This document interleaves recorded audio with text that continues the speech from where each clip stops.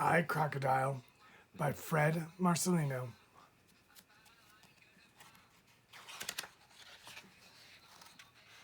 I, Crocodile by Fred Marcellino.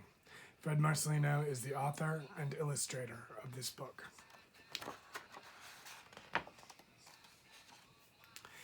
Ah, what a contented crocodile I used to be, wallowing around in slimy green water, snoozing on mud banks in the hot sun, scaring the life out of anything that wandered by.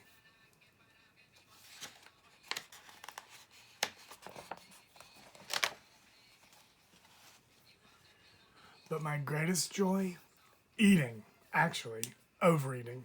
I had the perfect diet, an endless variety of delectable fish, all sorts of succulent water birds, plus a few reptiles on the side, distant cousins only. However, unlike certain pathetic creatures who have to chase after their next meal, I always ate in style. Dinner, it came to me.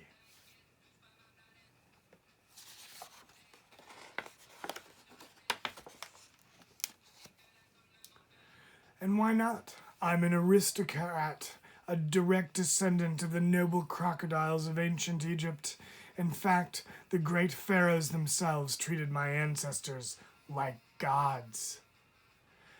Idol worship, I just love it. That's why I always resisted eating people, even though they do look awfully tasty.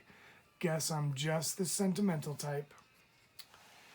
Those were blissful days indeed, but sadly they came to an abrupt end on, to be precise, August 17th, 1799. Who should decide to come to Egypt?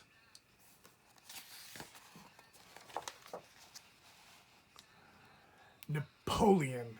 You know, that French guy who thought he owned the world? What was going on? An invasion? More like a raid. And in the center of it all, this little man barking orders. Mummies! I want mummies, Napoleon cried, and a sphinx and an obelisk. Make it a big one. That temple over there? Just what I need. Palm trees, too. Don't forget palm trees.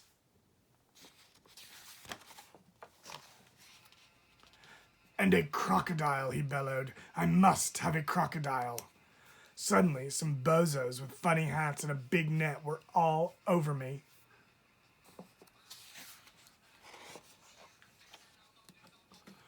What a cruel and abrupt departure from my mud bank.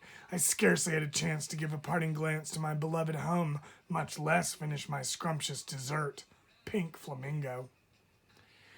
And what a beastly ocean voyage. Even crocodiles can get seasick. For the first time in my life, I couldn't eat a thing. I just picked a little.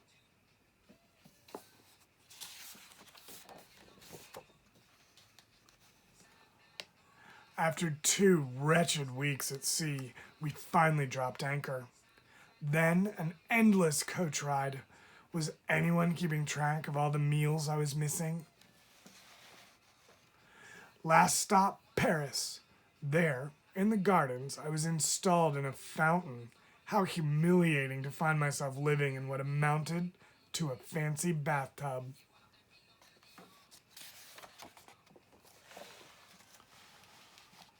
On the other hand, it was rather flattering to receive so much attention. Napoleon showed me off to everyone.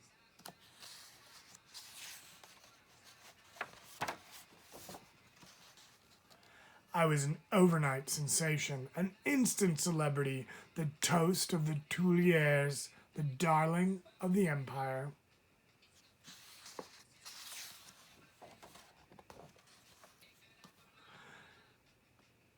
Soon, all of Paris was doing the crocodile walk. Yes, very nice. But what about dinner? I hadn't had a decent meal in ages.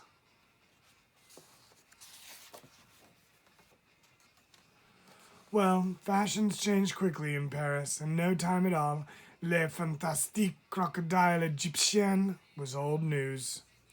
Napoleon found new amusements. Visitors were few, and my diet, don't ask.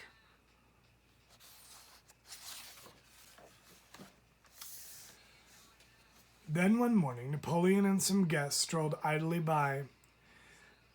"Is that beast still here?" inquired one of the ladies. "Off to the kitchen with him. Crocodile pie with Egyptian onions. It's all the rage in Cairo." "A brilliant idea," cried the emperor. "We'll have him for dinner tonight." What? To think that kings once bowed before crocodiles. Now here is this lowlife ready to eat one?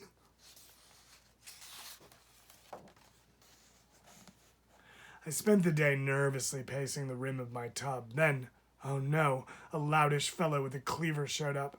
I felt faint. But wait, a ballooning mishap? Napoleon in peril? My chance to flee. Boldly seizing the opportunity, I made my escape. Now what? Murky, water, slime-covered walls, dank and fetid air?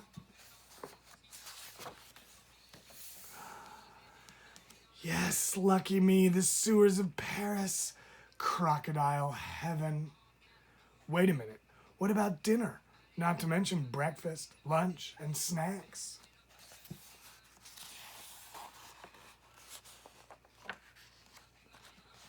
After all, I was still stuck in Paris. What was a starving crocodile supposed to eat?